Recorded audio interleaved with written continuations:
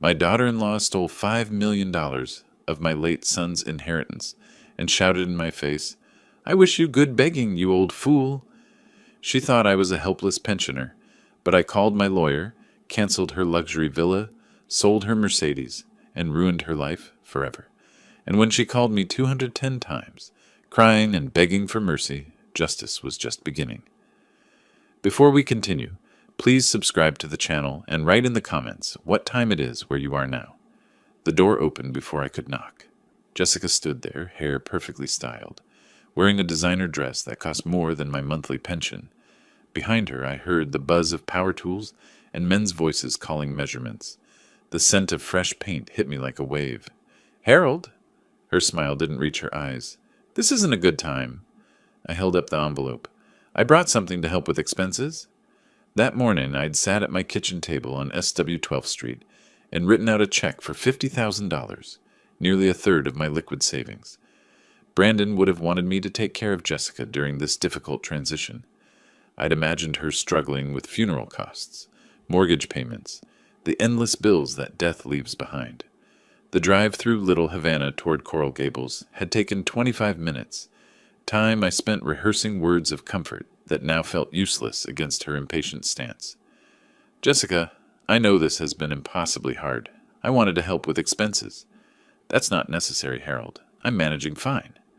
"Please, Brandon was my son. Let me do this for him." She paused, something calculating crossing her features. "Fine. Come in for a minute, but I really am busy." When she reluctantly stepped aside, my eyes caught on everything at once. The kitchen had been gutted. New stainless steel appliances still had protective film on them, the kind of sub-zero refrigerator I'd seen in magazines at the doctor's office. Two workers in paint-splattered overalls were laying intricate tile in what used to be a simple hallway. Through the living room doorway, I spotted furniture tags from Restoration Hardware, hanging off an oversized leather sofa. "You're doing some updates?" "Just things Brandon and I had planned. Might as well keep busy, right? Keeps my mind off everything." "This must be expensive timing." Her tone sharpened like a blade. "I can afford it, Harold. Brandon provided well." I made mental notes of everything. The model numbers on appliances, the contractor's company name visible on a work order taped to the wall, the way Jessica's hands trembled slightly when I handed her the check, despite her cold demeanor. Old habits from 40 years navigating ships. Observe conditions, note anomalies, adjust course accordingly. Jessica took the check from my hand, glanced at the amount, and folded it once before slipping it into her pocket. No ceremony. No gratitude beyond words. "Thanks, Harold. That's helpful." No hug, no tears. Just a quick nod like I'd delivered a pizza. She checked her phone, tapped something, then looked past me toward the door. "I'm actually in the middle of contractor meetings, so 50,000. It should cover funeral costs and give you breathing room for a few months." She barely looked at the check in her pocket. "Right, thanks." "You don't need to thank me. Family takes care of family." "Of course." She positioned herself between me and the living room the entire time, angling her body like a barrier. When I tried to step further inside to see the work being done, she moved with me, maintaining that human wall. Her eyes kept darting to her phone, to the workers, to the door, anywhere but my face. "The kitchen looks expensive," I said, trying to keep my voice neutral. Jessica's laugh came out too sharp. "Wrong. Brandon always wanted me to have nice things. He'd have wanted this. Past tense already. Like he'd been dead for years instead of weeks." She touched the new countertop, marble, probably Italian, like she was claiming territory. I stood there, surrounded by the smell of new money being spent, and my mind went back 20 years. Brandon at 18. Acceptance letter to University of Miami in his shaking hands. Me writing tuition checks semester after semester because his mother couldn't help. Brandon at 28, desperate for his first house. Me co-signing the loan and covering the down payment when the bank wanted more proof of income. Brandon calling every Sunday. "Dad, you want to come watch Nicole? Jessica has errands." Always there. Always helping. Always the one he turned to when life got complicated. "I really do need to get back to the contractors. They're on the clock." "I understand. Maybe I could come by this weekend. See Nicole?" "Nicole's busy. School, activities. I'll let you know." The wall between us felt physical now, solid as the new marble. "You'll call if you need anything?" "Sure, I'll call." She was already opening the door, one hand on the frame like she might close it whether I'd fully exited or not. I didn't argue, didn't question, didn't push. I'd learned patience on the ocean. Sometimes you wait for the storm to show its true direction before you change course. "Brandon loved you very much." She paused, something flickering in her eyes that might have been genuine emotion. "I know he did. He'd want you taken care of. And I am. Thanks for stopping by, Harold." I walked back to my old Toyota Camry parked between a BMW and a Lexus on her street. The workers' truck had Elite Renovations Miami painted on the side. I'd seen their ads, knew they weren't cheap. Inside my car, I sat for a full minute, engine off, staring at that house. Brandon had been gone exactly 32 days. Jessica was remodeling like she'd won the lottery. Something fundamental was wrong with this picture, but I couldn't see the whole frame yet. I pulled out my phone and typed notes into the memo app. Sub-Zero fridge, 12,000 minimum. Restoration hardware sofa, 8,000 plus. Italian tile, $50 per square foot installed. Elite Renovations, high-end contractor, probably $100,000 project minimum. My 50,000 suddenly felt like a drop in an ocean I didn't understand yet. The engine turned over and I eased into traffic, watching Jessica's house recede in my rearview mirror. She stood in the doorway, phone already pressed to her ear, talking to someone with animated gestures. Then she went inside and the door closed with a finality that felt like a verdict. The envelope from Wells Fargo sat on my kitchen table like a coiled snake. Official, heavy stock paper. The kind of correspondence that changes everything. I'd been home from Jessica's house for 3 days, that uneasy feeling still churning in my gut when this arrived. I opened it with my coffee going cold beside me. Account number ending in 4792 has been closed, effective immediately. All assets have been transferred per beneficiary designation and last will and testament. For questions regarding estate distribution, please contact our Estate Services Division. My hands started shaking. That was Brandon's account. Our joint account. I dialed the estate services number with fingers that wouldn't stay steady. The representative, a woman named Patricia with a practiced sympathy voice, explained everything in careful banker language. Mr. Morrison, according to the last will and testament of Brandon Christopher Morrison, executed January 12th of this year and notarized by Linda Vasquez, all assets transferred to his spouse, Jessica Ann Morrison. The total estate value processed was $5.2 million. $5 million. My son had been worth $5 million, and I hadn't known the number until he was gone. There must be a mistake. We had a different will. 4 years ago, Brandon set up a 60-40 split. I was supposed to receive 40%. I understand, sir, but the most recent will supersedes any previous documents. The January will is properly executed and notarized. All legal requirements have been met. 4 years ago, Brandon and I had sat in a Starbucks on Brickell Avenue, discussing mortality like it was abstract. He'd just bought life insurance, $2.8 million policy because Jessica wanted security. Dad, obviously everything goes to Jess first, but I'm setting it up 60-40. She gets the majority, you get 40%. You raised me alone, paid for everything. This is your insurance too. We'd shaken hands. He'd shown me the document, signed and official. That will existed. So how did this new one? I spent an hour after the phone call building my case like I used to plot navigation charts. Every document arranged chronologically, every email printed with headers showing dates and sender information. I even called Brandon's old insurance agent, confirmed the policy existed, and that Jessica was indeed the primary beneficiary, but that didn't explain the will change. The agent hadn't heard about a new will. I printed every email exchange with Brandon about finances, found the copy of the original will he'd sent me as a PDF back in 2021, gathered bank statements showing my name on the joint account, stuffed it all in a manila folder. The drive to Coral Gables that afternoon felt different than 3 days ago. No mercy mission this time. My jaw was set, my knuckles white on the steering wheel.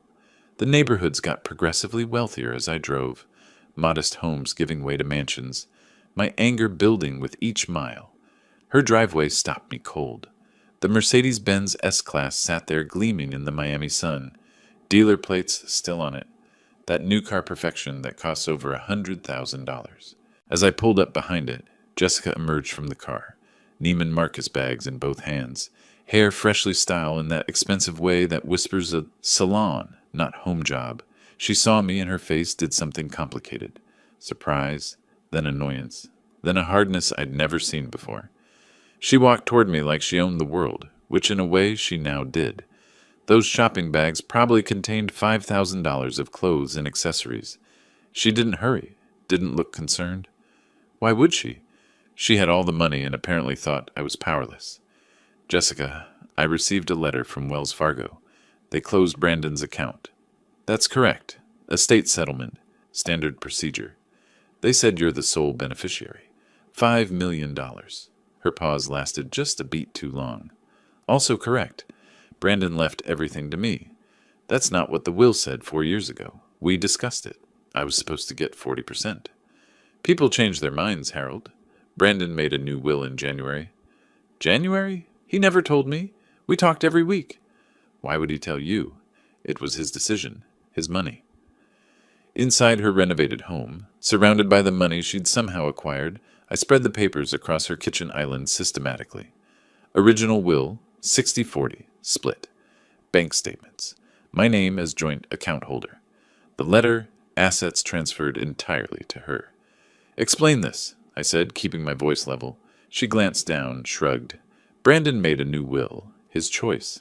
My name on it now. His money, I'm his father. I raised him alone from age 6. I paid for his education, his first home.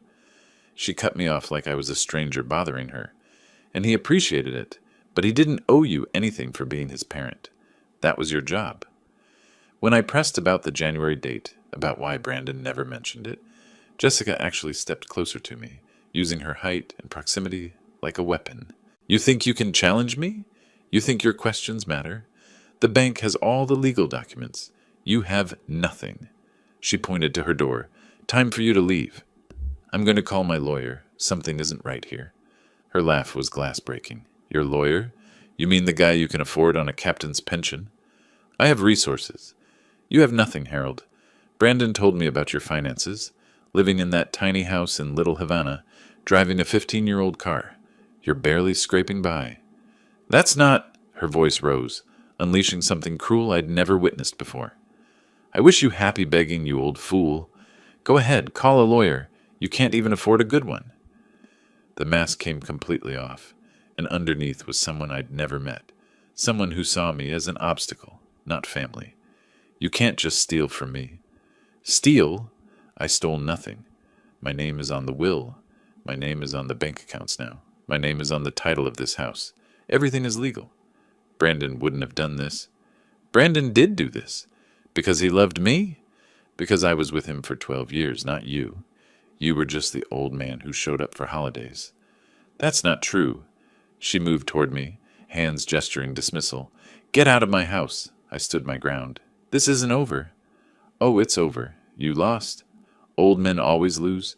You think your captain's pension will help you fight me in court? By the time you save up for an attorney, the statute of limitations will have passed.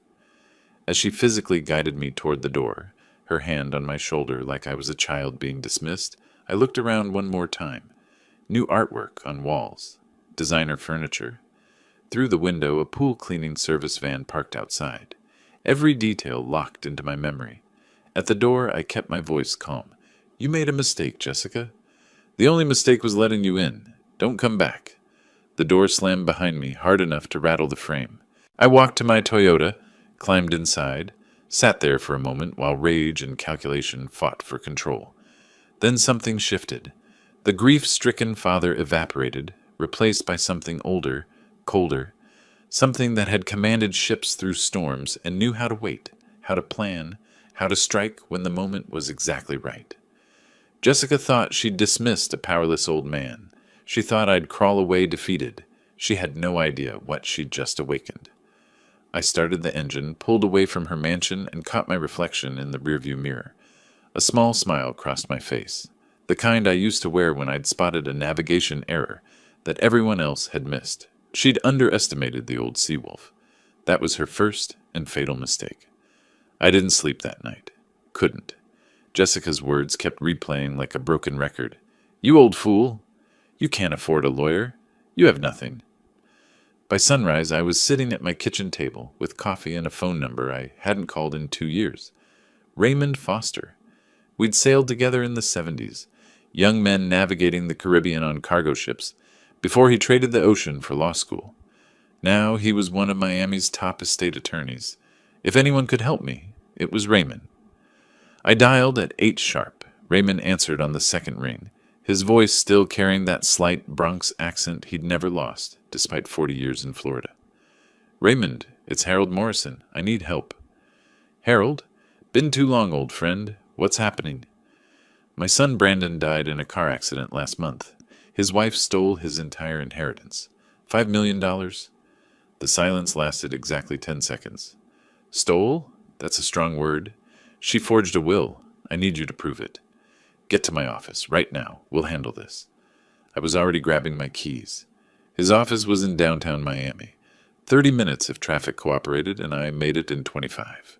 The elevator opened on the 12th floor to glass doors etched with Foster & Associates Law Firm in elegant lettering.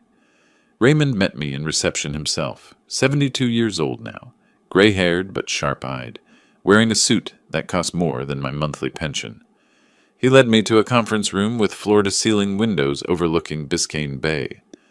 I spread both wills across the mahogany table, the original from 2021 that Brandon had sent me, and the bank's copy of the alleged new will. Walk me through the timeline. When did Brandon create the original will? 4 years ago, 2021. We discussed it at length, 60% to Jessica, 40% to me. And this new will claims he changed it to 100% for her? Supposedly in January. But Brandon never mentioned it. We talked every week. Raymond pulled reading glasses from his pocket and examined both documents with the intensity of a surgeon. His finger stopped on a name. Linda Vasquez, Notary Public. He pulled his laptop closer, typed rapidly into what looked like a Florida state database. His eyebrows went up. Harold, this woman lost her notary license on December 18th, 2024. Revoked permanently for falsifying documents on 2 separate real estate transactions. He turned the screen toward me. Official state record. Revocation date clear as day. The will in front of us is dated January 12th, 2025, nearly a month after she lost the right to notarize anything. How is this possible? How did the bank accept an invalid will? Banks verify notary signatures, but they don't always check active license status in real time. They assume good faith. Jessica exploited that gap. So we can prove this is fraudulent? Raymond leaned back, fingers steepled like he was addressing a jury. Absolutely. Florida probate fraud statutes are explicit. Forging a will is a third-degree felony, punishable by up to 5 years in prison and $10,000 fine. This isn't a civil dispute about who gets what. This is criminal fraud. Your daughter-in-law didn't just take money that wasn't hers. She committed a crime. He paused, studying me. And if we can prove she knew the notary was invalid, which I suspect we can, the penalties get much worse. Sitting there in that expensive office, looking at proof that my son's last wishes had been violated, something broke loose in my chest. The tears came before I could stop them. Memories hit like waves. Brandon at 6, after his mother left, asking if I still loved him.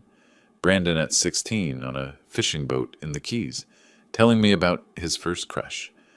Brandon at 33, a year before he died, hugging me at Nicole's birthday party and whispering, Dad, you're the best person I know. I want to be like you. Raymond quietly pushed a box of tissues across the table. I took 2, wiped my face, and straightened my shoulders. Enough, I said, more to myself than to him. Brandon deserves justice, not my tears. What do we do next? We need to prove intent. That means tracking where the money went, who Jessica associates with, whether there are co-conspirators. How do we do that? Raymond made a call without asking my permission first. That's how good old friends operate. Warren Ray Foster, I need financial surveillance on a probate fraud case. Subject is female, 38, Coral Gables resident. Recently came into $5 million. I need spending patterns, associates, Anything that shows intent or conspiracy. He listened, nodded. Client's budget is flexible. This is personal. When he hung up, he looked at me. Warren Cruz, best private investigator in Miami. His rate is $250 per hour. He's expensive because he's worth it. He'll start today. I can afford it. I'm taking this case pro bono on the legal side. Old friends don't charge old friends. You just cover the PI costs. I drove back to Little Havana with my mind spinning through possibilities. Albert Hayes lived 3 houses down from me. A widower like me spent most mornings on his porch with the newspaper and Cuban coffee. I'd known him 15 years, but only as a friendly neighbor who sometimes borrowed my hedge trimmer. Today I needed to know him better. I walked down the sidewalk and up his steps. He looked up from the Miami Herald, surprised. Harold? You look like you've been through it. Coffee? We sat on his porch while I explained everything. Brandon's death, the inheritance, Jessica's fraud. Albert listened without interrupting, but his expression changed when I mentioned the $5 million. You're telling me she received $5 million in estate assets? According to the bank, yes. Life insurance, savings, investments. And she's already spent how much? Hundreds of thousands, maybe $1 million. Renovations, car, furniture, shopping. Albert set down his coffee cup carefully. Harold, I worked for the IRS for 30 years. Estate tax is 40% on anything over the federal exemption. If she received $5 million, she owes $2 million in taxes. Filing deadline was probably 9 months after death. Did she file? I had no idea. Albert smiled grimly. I'm betting she didn't. Want me to check? You can do that. I still have access to certain databases. Professional courtesy for retired agents. Give me a few days. Harold, she's committing tax fraud on top of will fraud. Federal estate tax is 40%. She owes $2 million to the IRS, and I guarantee she hasn't filed. She probably doesn't even know she's supposed to. What happens when the IRS finds out? His grin turned predatory. They'll eat her alive. Liens, penalties, criminal referral if it's bad enough. The IRS doesn't forgive, and they never forget. I sat there on Albert's porch, watching the street, feeling something I hadn't felt since Jessica's door slammed in my face. Not alone. Raymond on the legal front, Warren on surveillance, Albert on taxes. The team was assembling. Jessica thought she'd dismissed a powerless old man. She had no idea what was coming. 2 weeks of waiting felt like 2 years. I kept myself busy, walked the neighborhood more than usual, reorganized my garage twice, cooked elaborate meals I barely tasted. Raymond checked in every few days. Warren's working. Be patient. Albert pulled tax records and muttered about missing forms. Then, on a Thursday afternoon, my phone rang. Warren Cruz. Mr. Morrison, I have results. You're going to want to see these in person. I drove to his office in Coconut Grove within the hour. Warren Cruz operated out of a small office above a coffee shop, the kind of place you'd walk past without noticing. Inside, the space was organized chaos. Filing cabinets, computer monitors, camera equipment on every surface. Warren himself was 50-something, compact and precise, with the watchful eyes of someone who'd spent a career observing people who didn't want to be observed. He spread photographs across his desk like a poker player revealing a winning hand. Mr. Morrison, thank you for coming. I have comprehensive results from 2 weeks of surveillance. You said I'd want to see this in person. That sounds ominous. Ominous for your daughter-in-law, helpful for you. She's been remarkably careless. Show me everything. Let's start with the spending. Then we'll get to the really interesting parts. Warren had receipts, credit card statements, surveillance photos with timestamps.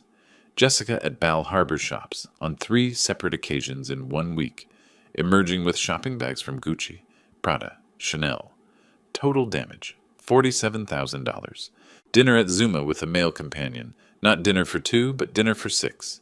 Premium sake, Wagyu beef, the works. $23,000 for 1 meal. She's burning through money like it's paper, Warren said flatly. At this rate, the $5 million will be gone in 2 years. The male companion appeared in multiple photos. Warren tapped one image, Jessica and a tall, well-dressed man outside a restaurant, his hand on her lower back. Another photo, the 2 of them kissing in the parking lot of Matheson Hammock Park. Who is this man? In all these photos with Jessica? Derek Campbell, age 40, realtor, Fisher Island Realty, specializes in luxury properties. They're clearly involved, romantically. Yes, and it predates your son's death. I found social media evidence of them together 8 months ago. They were careful, but not careful enough. The words hit like a physical blow. She was cheating on Brandon while he was alive? I believe so. And Derek was a witness on the fraudulent will. This isn't coincidence. Warren pulled another document, this one showing the deed to Jessica's renovated house. Not in her name. An LLC, Sunset Paradise Holdings. Why create an LLC? Why not just buy the house in her name? 2 reasons. First, it obscures the money trail, makes it harder to prove the funds came from the estate. Second, LLC ownership provides liability, protection, and can reduce property taxes. It's actually smart, from a criminal perspective. Derek set this up? Derek is the registered agent. He has experience with real estate transactions. He knew exactly what he was doing. Warren had dug deeper than just spending patterns. The LLC was created 2 weeks after Brandon's death. The villa, I couldn't call it a house anymore, was purchased for $2.3 million, with a mortgage of $1.4 million. The down payment of $900,000 came from estate funds, but because it went through the LLC first, it was harder to trace. Classic money laundering structure, Warren said. Derek knows what he's doing, or thinks he does. Then came the truly spectacular part. Warren showed me Jessica's liabilities. Casino records from Seminole Hard Rock. I didn't ask how he got them. Didn't want to know. Showing Jessica down $180,000 over the past 18 months. Credit card statements totaling $95,000 in debt across 3 major cards. All maxed out, all past due. And then the loan shark documentation. $65,000 in private loans from individuals in Hialeah. The kind of people who don't send polite reminder notices. She's not just greedy, I said slowly. She's desperate. Drowning in debt. Brandon's death was her life raft, or so she thought. I spent 2 hours in Warren's office, going through every photograph, every receipt, every document. Warren had organized everything chronologically, showing Jessica's spending acceleration. She'd been relatively modest in the first week after Brandon's death, then exploded into luxury purchases by week 2. The timeline told a story of someone who thought they'd gotten away with something. That evening I met with Raymond and Albert at Raymond's office. Albert had his own findings. She filed nothing. No federal estate tax return, no Florida estate tax return, no gift tax declarations on the LLC transfer. She owes the IRS approximately $2 million, and they don't even know she exists yet. Albert smiled like a predator. But they will. Raymond, when he saw all Warren's evidence, immediately started constructing a conspiracy timeline on his office whiteboard. Brandon's death in March, Jessica's immediate contact with Derek, the LLC formation, the fraudulent will signing with Derek as witness, the money transfers, the villa purchase. This isn't opportunistic fraud, Raymond said, marker in hand. This is premeditated. Derek helped her from day one. They planned this together. Warren's evidence is solid. We have proof of fraud, proof of conspiracy, proof of tax evasion. The IRS angle alone could destroy her. $2 million in unpaid taxes, plus penalties and interest. She'll never recover financially. What's our first move? Raymond kept his marker. We file in probate court to set aside the fraudulent will. Simultaneously, we submit criminal complaints for forgery and fraud. And Albert, you'll notify the IRS? Already drafted the letter. I'll send it anonymously, but with enough detail that they'll investigate immediately.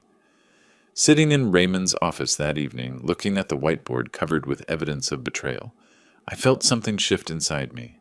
Not anger anymore, colder than that. Calculation. Jessica's greed had made her stupid. Derek's incompetence had left a trail a blind person could follow. They'd committed multiple felonies, evaded taxes, and documented their crimes with credit card receipts and social media posts. Harold, this is going to get ugly. Jessica will fight back. Are you prepared for that? She called me an old fool, said I couldn't afford a lawyer, said I'd die begging. And now? Now she's about to learn that old doesn't mean powerless. She and Derek made every mistake possible. Their greed made them sloppy. Their arrogance made them careless. Albert nodded. They walked into a trap they built themselves. I stood looking at the evidence board, photographs, receipts, legal documents, tax forms, everything we needed to dismantle Jessica's stolen empire. Time to strike the first blow, I said quietly, and it will be devastating. Raymond smiled. I'll start drafting the filings tonight. I left Raymond's office carrying a folder of evidence, walking out into the Miami night. The city lights sparkled across Biscayne Bay, and for the first time since Brandon died, I felt something close to peace. Jessica thought she'd won, thought she'd outsmarted everyone, thought an old captain with a modest pension couldn't touch her. She had no idea the storm that was coming. Raymond called me at dawn. It's time, Harold. I'm filing this morning. All 3 petitions simultaneously. Are you ready for what comes next? I was already dressed, coffee brewing in the kitchen, watching the sun rise over Little Havana. Ready? I'd been ready since the day Jessica slammed her door in my face. File them, I said. Let's end this. By 9 that morning, Raymond stood in Miami-Dade County Probate Court with 3 separate legal filings, each one more devastating than the last. Raymond walked into the probate clerk's office carrying 3 manila folders that would destroy Jessica's world. The clerk, a middle-aged woman named Carmen who'd worked there 20 years, took one look at the emergency motion stamp and called the duty judge immediately. Judge Maria Rodriguez was in her chambers within 15 minutes, reading through the evidence Raymond had compiled, the handwriting expert's affidavit showing signature inconsistencies, the Florida State Database printout proving Linda Vasquez lost her notary license in December, and the original 2021 will with its clear 60/40 distribution. By 10:30, she'd signed the temporary restraining order with a note in the margin, prima facie evidence of fraud, assets frozen pending full hearing. Raymond's office called Wells Fargo's legal department at 11. By noon, every account connected to Brandon Morrison's estate was flagged in the system. Jessica's checking account, savings account, the money market account where she'd parked $2.7 million, all showed the same status, frozen by court order. The bank's automated system sent her an email notification, but Jessica didn't see it. She was still asleep, having stayed up late the night before shopping online, a glass of Prosecco on her nightstand going flat in the morning light. The next morning, the Miami-Dade sheriff's deputy arrived at Jessica's villa at exactly 6:47, the earliest time allowed for civil service. He rang the doorbell 3 times before Jessica appeared, bleary-eyed, wearing a silk bathrobe that cost $800, her hair messy, makeup smeared. Jessica Morrison, I have court documents for you. He handed her the thick envelope and had her sign for receipt. She stood there on her marble-floored foyer, barefoot, reading the first page. Petition to set aside fraudulent will. Her hands started shaking. By the 3rd page, criminal complaint for forgery, she was sitting on the floor, papers scattered around her, her breath coming in short gasps. Her first call was to Derek. They know. Harold's lawyer filed against me. They're calling it fraud. Your name is in here as a witness. Derek's voice on the other end was panicked, higher pitched than usual. What? How did they... Does it mention the LLC? Does it mention me specifically? He wasn't asking how to help her. He was asking how much trouble he was in. Her 2nd through 16th calls were to Harold. Everyone went straight to voicemail. She left messages that progressed from confused to angry to desperate. Harold, what is this? Harold, you can't do this. Harold, please, we need to talk. I listened to each one later, sitting in my kitchen with Albert, both of us with coffee, playing them on speakerphone. Albert shook his head. She really thought she'd gotten away with it. I'd prepared for Jessica's calls by putting my phone on Do Not Disturb, with exceptions only for Raymond, Albert, and Warren. Every call from Jessica went to voicemail automatically. I didn't block her. That would have looked defensive. I just didn't answer. Let her hear her own voice getting more desperate with each message. Let her feel what it's like to be ignored, dismissed, treated as irrelevant. I saw her car pull up through my front window, the Mercedes, still gleaming, still expensive, but now with a desperation to her parking, crooked against the curb. She ran up my walkway and pounded on the door with both fists. Harold, open up! We need to talk! You can't do this! I waited a full minute. taking a slow sip of my coffee, then walked to the door and opened it calmly. She looked terrible, still in the bathrobe, flip-flops on her feet, papers clutched in one hand. "Jessica," I said evenly, "you seem surprised." Her face went from red to white in seconds. Who helped you? You can't afford—" I smiled, just smiled. 40 years I captained ships through hurricanes, Jessica. I've seen storms that would have sunk your little scheme in seconds. You underestimated me. That was your mistake. You don't understand. I have debts. I need this money. You stole from my dead son. You disrespected his memory. You called me a beggar. I didn't mean— Yes, you did. And now you'll learn what it means to cross someone who actually has power. What are you going to do? My smile widened slightly. I already did it. Check your bank accounts. I closed the door before she could respond, locked it, and walked back to my coffee. Through the window, I watched her stand on my porch, trembling, before finally stumbling back to her car. Raymond hadn't just filed the petitions. He'd orchestrated them for maximum impact. The criminal complaint went to the state attorney's office simultaneously with the probate filings. He'd also sent courtesy copies to the IRS and Florida Department of Revenue, flagging Jessica's tax issues. By lunch, 5 different government entities knew about Jessica Morrison and her alleged fraud. Raymond had a contact at the Miami Herald, a legal affairs reporter named Sandra, who covered probate and estate cases. He'd given her a tip 3 days earlier. Big estate fraud case coming, $5 million, Coral Gables widow. Sandra had prepared the story in advance, just waiting for the filing. The article appeared online that same afternoon, in print the next morning. Small article, page B7, but damaging. Local woman accused of forging will, stealing 5 Mott's estate. Jessica's full name, her neighborhood, the basics of the allegation, enough that her neighbors would see it. By evening, Jessica had discovered her bank accounts were frozen when her credit card was declined, at a gas station. She'd tried calling Wells Fargo, spent 40 minutes on hold, only to be told accounts under court-ordered freeze, no transactions permitted. She'd tried withdrawing cash from an ATM, declined. She'd logged into her online banking, read alerts across every account. She called Derek again, hysterical now, and he told her he couldn't be seen with her, couldn't help, had to protect himself. She was alone, broke and terrified, all in the span of 12 hours. The next morning I sat on my porch with Cuban coffee, reading the Herald article while the neighborhood woke up. Albert joined me with his own cup. "That was just the first day," I said quietly, folding the newspaper. The next 3 weeks would be her financial execution. Albert nodded slowly. "The ship is taking on water. Now we watch it sink." 3 weeks after Raymond filed, I sat in the Miami-Dade County Courthouse for the preliminary hearing. Jessica sat 4 rows ahead of me with her attorney, a young guy in an ill-fitting suit who looked like he'd just passed the bar. Raymond had warned me. She hired Marcus Webb, charges $150 per hour. He's adequate for simple cases. This isn't simple. The judge entered. We rose, and Jessica's financial world ended in 12 minutes. Judge Rodriguez didn't waste time.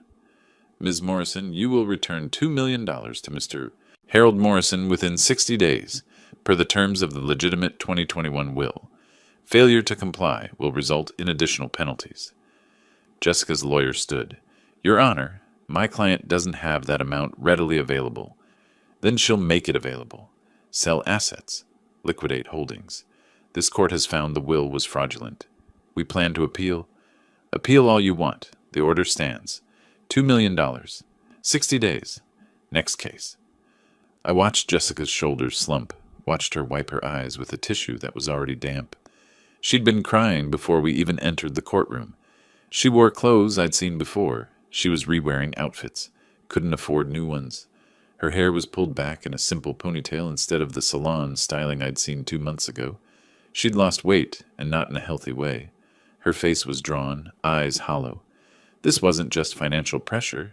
This was complete life collapse. After the hearing, Jessica's lawyer laid out the brutal reality in the courthouse hallway. I heard about it later through Warren's continued surveillance. Bank accounts, $427,000 remaining from the original $5 million. Real estate, the Coral Gables villa worth $2.3 million, but with a $1.4 million mortgage that Derek had somehow secured without proper income verification. Wells Fargo was now demanding documentation, threatening foreclosure. Car, Mercedes S-Class on lease, $2,100 per month, already 2 months behind. Mercedes-Benz Financial Services sending final notices. Furniture and renovations, $340,000 spent, 90% financed through credit cards that were now maxed out and past due. She had maybe $500,000 in liquid and semi-liquid assets. She owed $2 million to me, plus whatever interest the court tacked on. The math didn't work.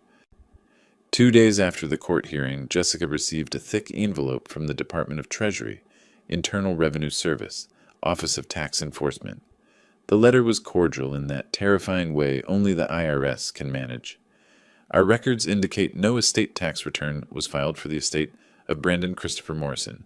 Federal estate tax owed $2,087,450. Penalties for late filing $156,558. Interest accrued $34,528. Total amount due $2,275,596. Please remit payment within 30 days or contact our office to establish a payment plan. Albert had been right. They'd eaten her alive, and they were just getting started. Next would come the Florida Department of Revenue with their own bill. Derek, to his minimal credit, tried to help Jessica sell the villa quickly. He listed it at $2.5 million, hoping to net enough after the mortgage to give Jessica some breathing room. Within a week, he had 2 serious buyers. Then Raymond filed a mechanic's lien against the property for the $2 million Jessica owed me, plus attorney fees and court costs. Suddenly, selling became impossible. Any buyer's title search would reveal the lien, and no bank would approve a mortgage on a property with that kind of encumbrance. Derek called Raymond, tried to negotiate. Raymond's response was polite and final. The lien stays until Mr. Morrison is paid in full. Have a nice day. Derek stopped returning Jessica's calls after that. Hector arrived on a Saturday afternoon in a black Escalade with tinted windows.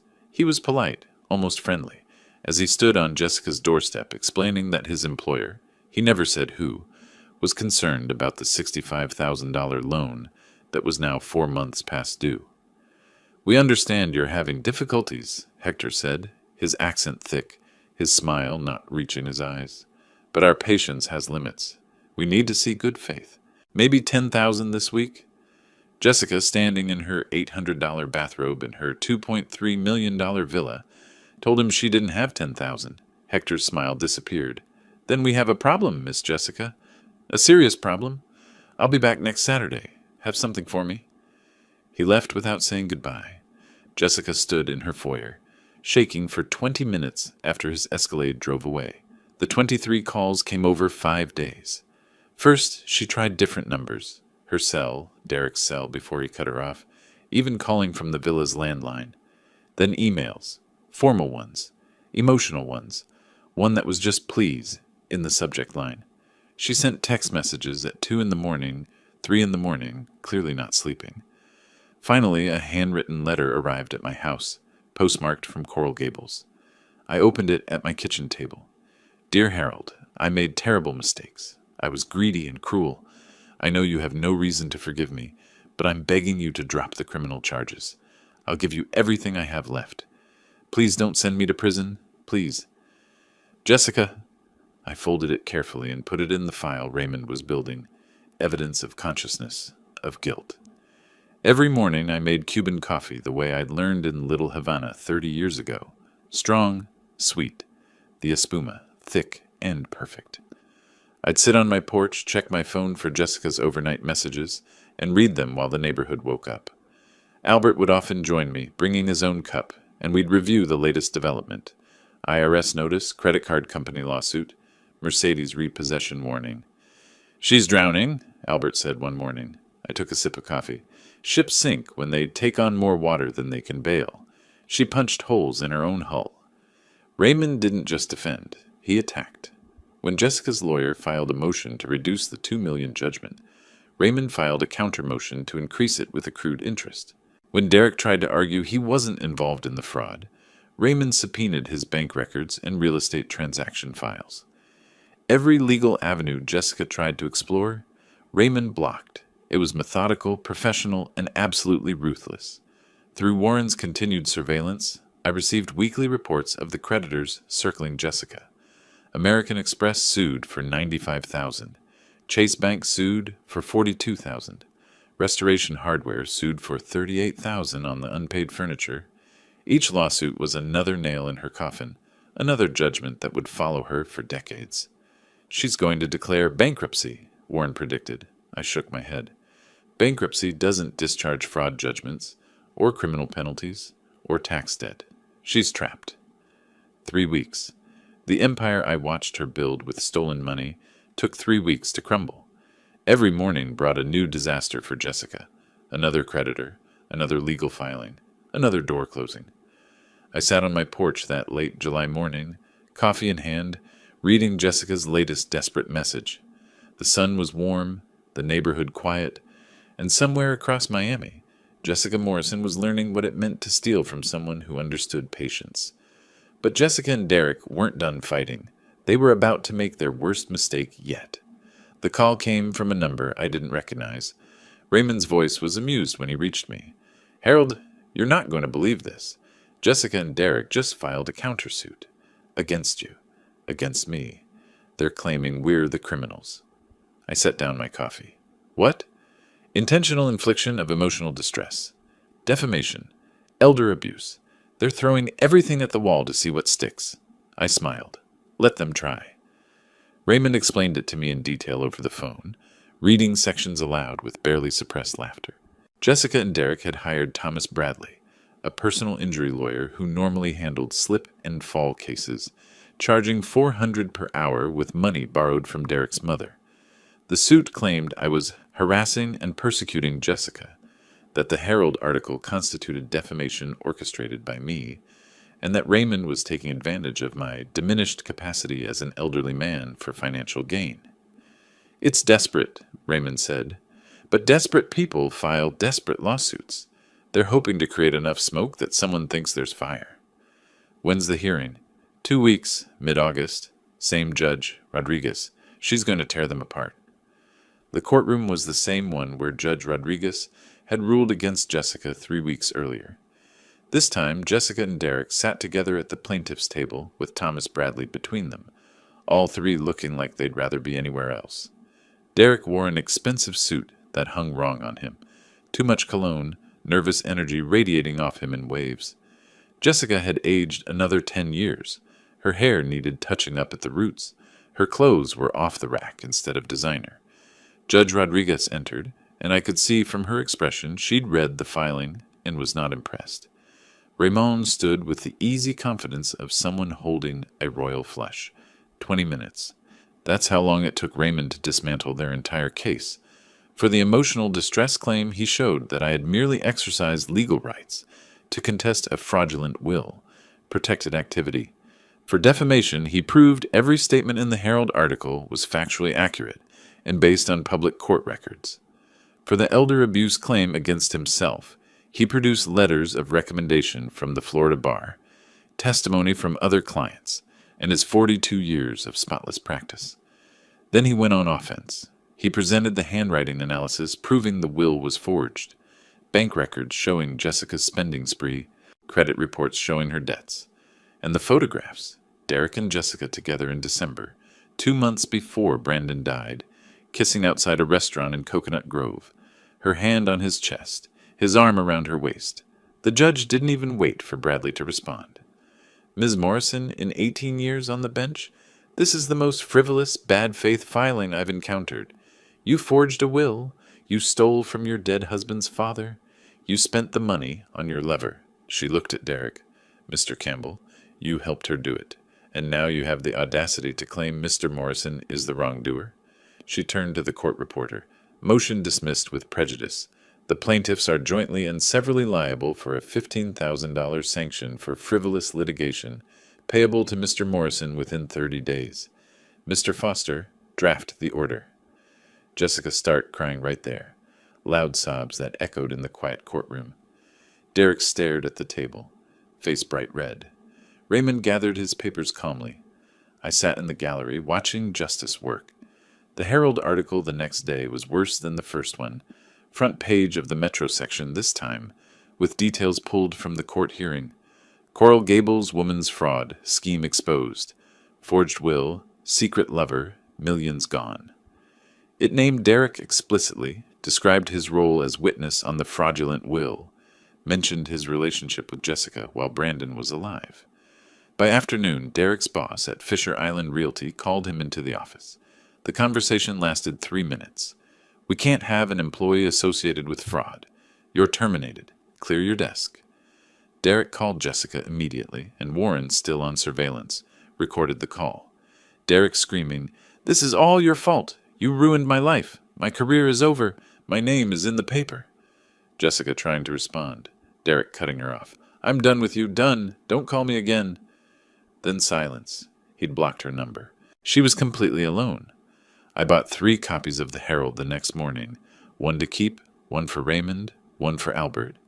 I read the article on my porch with my usual Cuban coffee, marking the best passages with a pen. The photo they'd used was from Jessica's social media, her in designer clothes, smiling at some charity gala from a year ago, the image of wealthy society woman. The contrast with the fraud allegations made it more damning. Raymond had organized everything in labeled folders during the hearing, each claim getting its own binder.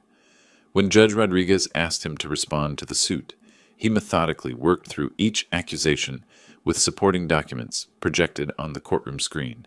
The forged notary seal, enlarged so everyone could see the signature of Linda Vasquez. The database screenshot showing her license revoked December 2024. The photographs of Derek and Jessica from December, time-stamped and geotagged. The credit card statements showing purchases at jewelry stores, expensive restaurants, boutique hotels. Every piece of evidence was devastating. Jessica's lawyer tried to object twice. Both times the judge waved him off. When Judge Rodriguez announced the dismissal and $15,000 sanction, Jessica's carefully maintained composure shattered. She put her head in her hands and sobbed, not quiet tears but full-body crying that made her shoulders shake. Derek looked straight ahead, jaw clenched, refusing to acknowledge her. Their lawyer, Thomas Bradley, packed his briefcase quickly, clearly wanting to escape. I sat perfectly still, my face neutral, but inside I felt that cold satisfaction of watching checkmate play out. I texted the article link to Raymond the next morning. "Well done." His response came immediately. "She did this to herself. We just documented it." Albert joined me on my porch that afternoon, reading his own copy of the paper. "Justice has long arms," he said quietly. I took a sip of coffee, watching the neighborhood settle into evening. "But it always reaches its target?" Jessica's world ended one piece at a time. First piece, the Mercedes. I wasn't there when it happened, but Warren was. He called me that August morning, trying not to laugh. "Harold, you need to hear this. Mercedes-Benz Financial Services just showed up at Jessica's villa with a tow truck. She's outside in her pajamas, screaming at them. Neighbors are watching. Someone's filming on their phone." I pictured it, the expensive car being hooked up, dragged away, Jessica powerless to stop it. "Good," I said. "Let it all fall." Warren sent me photos throughout the morning. Jessica's Mercedes on a flatbed tow truck, Jessica herself in pink pajama pants and an old t-shirt, barefoot on her driveway, arguing with 2 men in Mercedes-Benz Financial Services uniforms. Behind her I could see faces in windows, neighbors watching. One photo showed a woman across the street, openly filming with her phone. Jessica's face was red, her hair uncombed, one hand pointing at the men, the other clutching papers that were probably the final repossession notice. The men were professional, calm, unmoved by her protests. Within 20 minutes, the car was gone, leaving an oil stain on her driveway where it used to sit. The house suddenly looked emptier, like it had lost a tooth. 5 days later, the Wells Fargo envelope arrived. Notice of default. Warren got a photo of Jessica opening it on her front porch, her face draining of color as she read. The villa had a mortgage of $1.4 million. She owed me $2 million plus the $15,000 court sanction. The IRS wanted $2.1 million in taxes. Even if she sold the villa for its full $2.3 million value, unlikely in a foreclosure situation, the math was simple and brutal. She'd still be over $1 million in debt. Wells Fargo gave her 90 days to vacate or cure the default. She had $400,000 in liquid assets. It wasn't close to enough. The federal tax lien arrived via certified mail, requiring signature. The IRS didn't mess around. Every asset connected to Jessica Morrison was now encumbered. The villa, obviously, but also the furniture, the jewelry, the artwork, even her clothes, if they were expensive enough.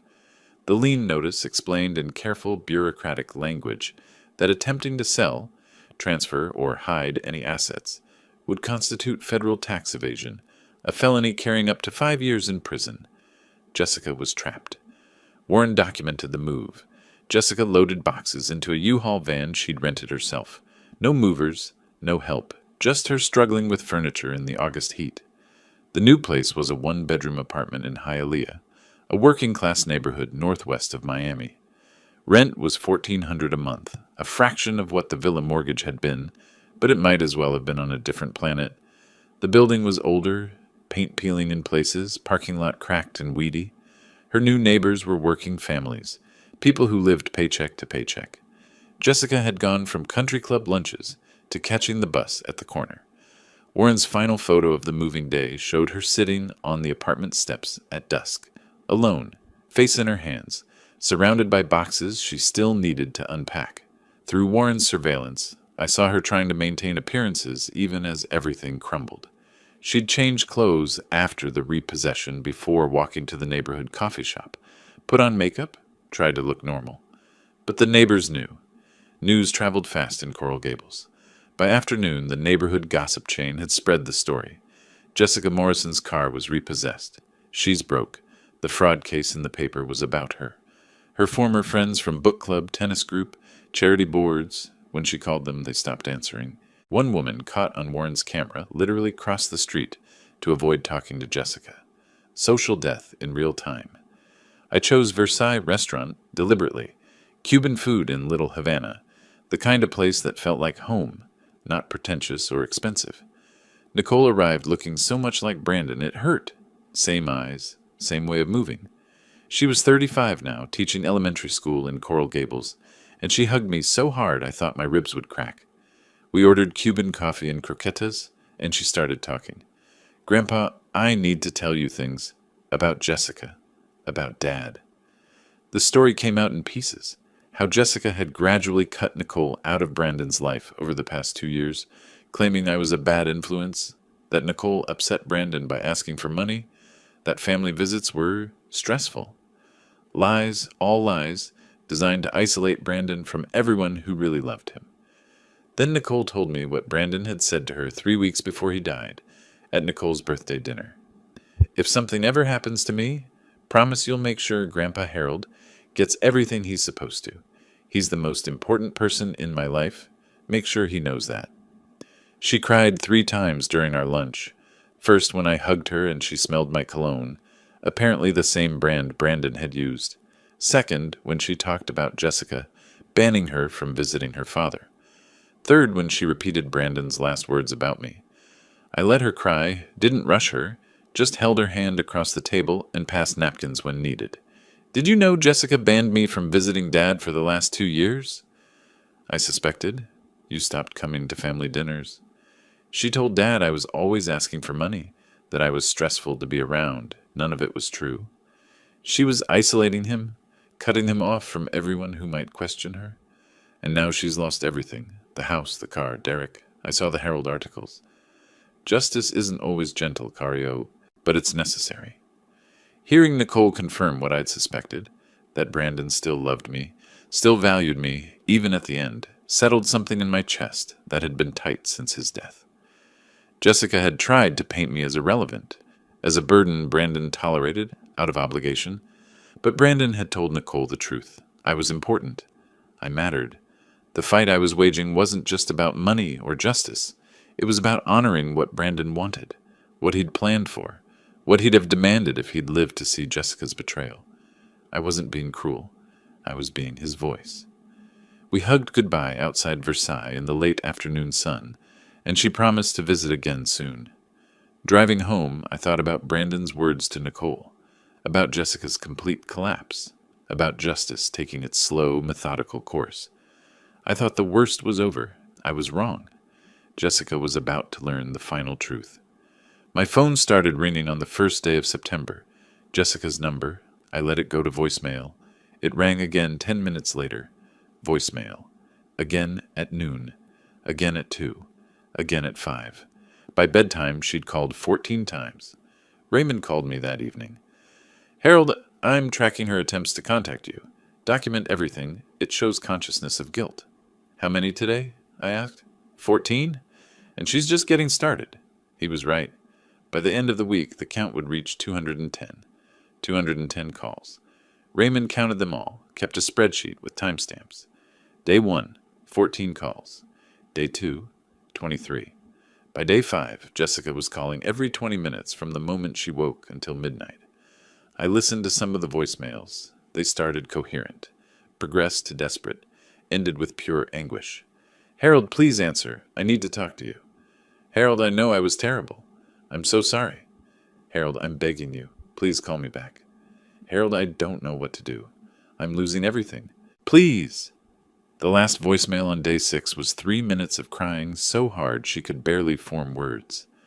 I sat at my kitchen table, playing it on speaker while drinking coffee, feeling nothing but cold certainty that this was exactly what justice looked like.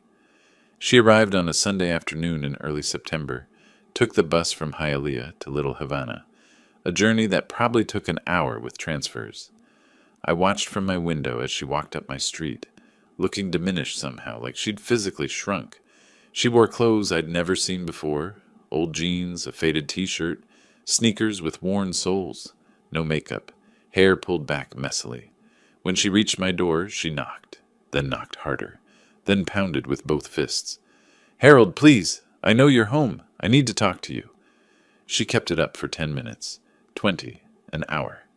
Albert came out of his house, gave me a questioning look through my window. I shook my head, let her knock. After 2 hours, Mrs. Garcia from next door called out, Miss, he's not answering. Maybe come back another time. Jessica slid down to sit on my porch steps, head in her hands. That's when I decided to open the door. I looked down at her. She scrambled to her feet. Mascara tracks down her face, even though she wasn't wearing makeup. Old tears, I realized, from earlier crying that she'd never washed off. Harold, she whispered. Please. I stepped aside. Come in. She followed me to my small kitchen, stood awkwardly until I pointed to a chair. I poured her a glass of water from my Brita pitcher, set it in front of her. She drank it in 3 desperate gulps, hands shaking so much the glass rattled against the table. I sat across from her, perfectly calm, and asked the question I'd been saving. Jessica, do you know why Brandon left me 40% in his will? She stammered through some inadequate answers. I don't know. Because you're his father. He felt obligated. Before I stood and walked to my bedroom closet. From the back shelf, behind old sweaters and boxes of photographs, I pulled out a folder I'd kept there for years. Bank statements from Cayman Islands Bank. I returned to the kitchen, opened the folder, and slid the most recent statement across the table. Jessica looked down. Her eyes went wide. Account balance, $3,247,382. 40 years as a merchant marine captain, I said quietly. The starting salary was $60,000 a year. By the time I retired, I was making $240,000 annually. I invested carefully, lived modestly, never touched the principal. I let that sink in.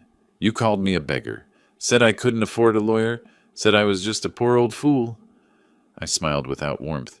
You were wrong about everything. Jessica was sobbing again, great heaving sobs that shook her whole body. I didn't know. I thought, I'm so sorry. I let her cry for a minute before speaking again. Here's what you need to understand, Jessica. I didn't fight you for money.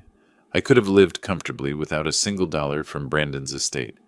I fought you for something more important, Brandon's honor, his memory, his explicit wishes that you violated. I leaned forward. You stole from my dead son. You forged his will. You disrespected everything he built and everything he valued. And you did it because you thought I was weak and poor and powerless. I stood up. You were wrong, and now you know the truth. I had the power to destroy you all along. I just chose to do it legally. She looked up at me, face destroyed by tears. Can you ever forgive me? I considered the question honestly. Maybe someday. Years from now, but not today. Today you need to live with what you did. I walked to the door, opened it. She stood slowly, moving like someone twice her age, and walked past me without another word. I watched her walk down my street toward the bus stop, shoulders hunched, alone. 3 weeks later, we'd face each other one last time in court.